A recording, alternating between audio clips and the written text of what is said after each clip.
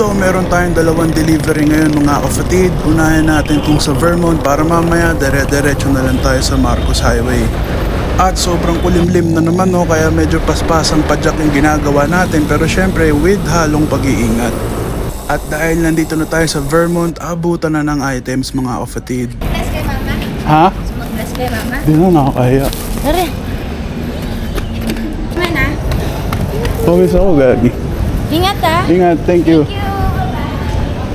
Unang abutan, done and dusted. So, baybayan na natin tong Marcos mga kapatid papunta dun sa susunod nating destination. Kung makikita nyo mga kapatid no, ganun pa rin, napakakulimlim pa rin, walang nangyari. May balat yata ako sa puwet. Kasi tuluyan ang bumagsak yung ulan mga kapatid. Hindi ko na na-videoan yung sumunod na bigayan natin no.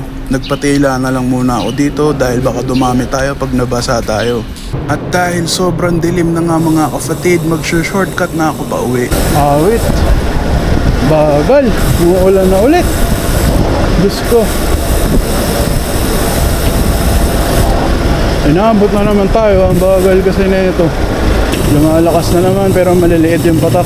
Kita nyo naman yung effort ko mga kapatid kahit maulan. Kaya order na kayo ng tapa.